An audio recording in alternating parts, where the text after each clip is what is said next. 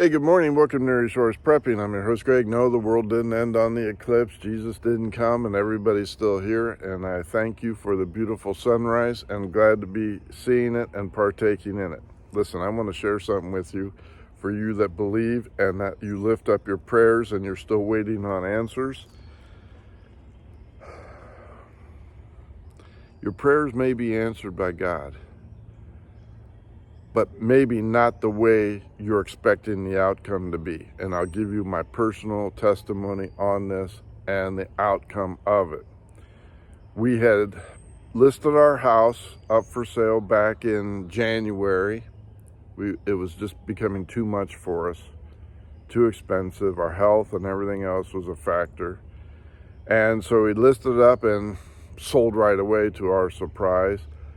But we needed to find another house. And also, we had a soft deadline of February 15th, a hard deadline by February 20th to have a house under contract, meaning put an offer in and accepted the offer, and it was done. Excuse me a second here. I don't know what's going on there. Something on the screen. So anyway, we were becoming very frustrated looking at all the houses either out of our price range or ridiculously priced or rehab projects. It was very limited. And we were becoming increasingly frustrated. Sandy wasn't feeling very well, and that evolved into something else. So a lot going on. So about 5 days before the soft deadline of February 15th, I just said, I guess we're not going to find a house. It's just nonsense. It's looking all over in the same counties, hoping that something would pop up. And when we did, there would be multiple offers on it right away. So the competition was unbelievable. And I didn't want to strangle myself with, a huge mortgage and just be tied to that house and not have a life. So we were getting really frustrated. Sandy was becoming almost in tears. That's how bad it was.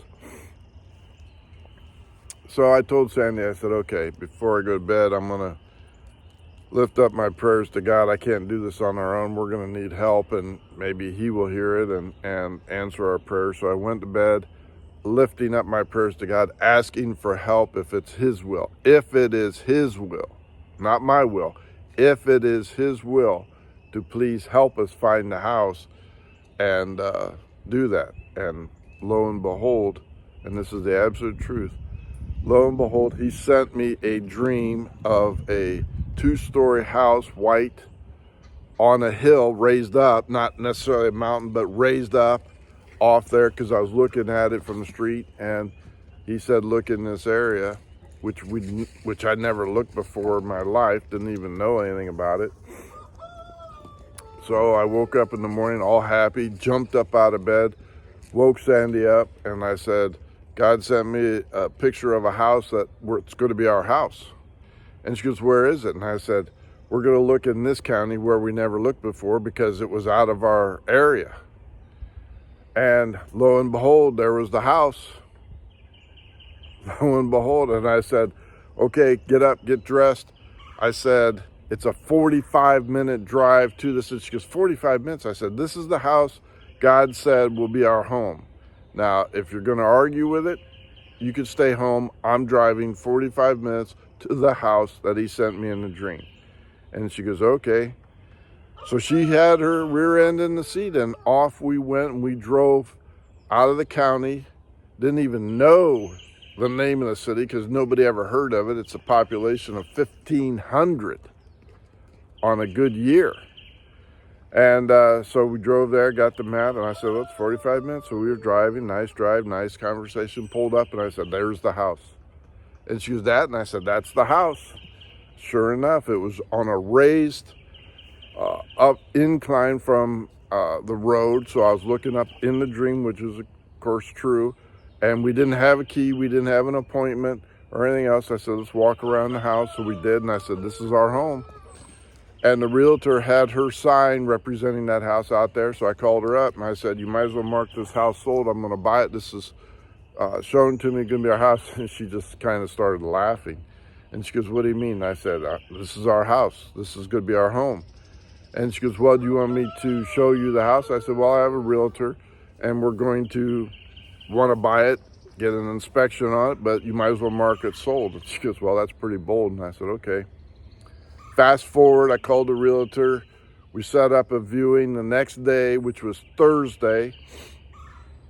And I told the realtor, I said, you might as well start writing up the offer now. This is our home pending inspection to make sure everything's fine. And she goes, well, I talked to the realtor. You sent me her number, and she says it's been totally rehabbed inside, all new stuff.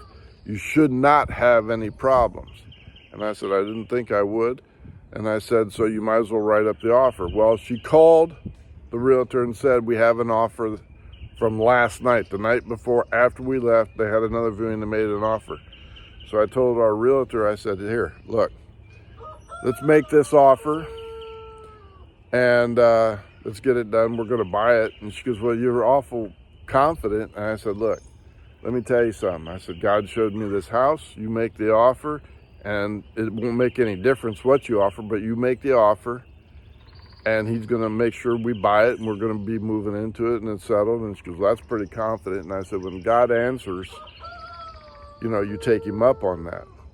So we made the offer. It was above the asking price, pending inspection. And I said, how long do we have to wait before they, reply? And she goes, well, they have 24 hours to review the offer and then the other offers that are coming in, because there's another family coming through this house and they're interested in, well, I said, doesn't make any difference. They can look at my house all they want, but it's my house. And she goes, you are really confident. And I said, when God gives his word, it's done. And she goes, okay, well, sometime tomorrow, they have 24 hours. So sometime tomorrow around noon, they should respond, if not sooner. I said, okay. But I said, I'm telling you, it's a done deal. And she goes, well, I like your enthusiasm. I said, okay. We drove back home, and Sandy goes, you really think we're going to get the house? I said, it's a done deal. This is my house. This is where we're going to live, and we're going to finish this out. And she goes, okay. I said, start packing, getting stuff ready. So within 2 hours of arriving home the same day, their realtor called and said, we will accept your offer and we will pay your closing costs as requested, and per pending the inspection, which we don't anticipate anything going on, we can close in 30 days. And I'm like, told you. And the realtor just said, I don't know how that happened. I said, I'll tell you how it happened. I prayed and I asked for God to send us a house, let us buy this house, if it is his will, and we're going to do that. Well, here's what the unexpected will is. It is outside the region of my work, which means I may be out of a job. It's an extremely small community, and it is downsized a lot, but it is where he wants me. So now we're starting a whole new life in a whole new area that nobody knows about.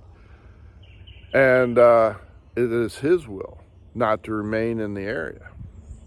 So it wasn't our first choice, but it was his choice. And when you lift up the prayers, it may be God's will to put you elsewhere where you're not expecting, to do his bidding there. But we got the house. We closed on the house. Sandy got sick, was in the hospital for over 2 weeks. She is home now recovering, and I am moving by myself, all loading up the truck, driving it there 45 minutes and coming back, picking up more stuff, because she's not able to physically help me much. But this is the trials and tribulations to make you appreciate what the Lord has provided for you. And I am grateful for it. I'm not complaining about it. I'm not regretting it. This is what I asked for, a house. He chose the location. He made it happen. And I'm going along with his will. So when you ask for help and God answers it, It may not be your will, but His will, and be grateful for it. And I certainly do thank you and appreciate you and taking time to watch this. And this is a true story, because there's a lot of people that heard me say what the house looked like before it happened. Thank you for liking and subscribing. I certainly do appreciate you. Greg out.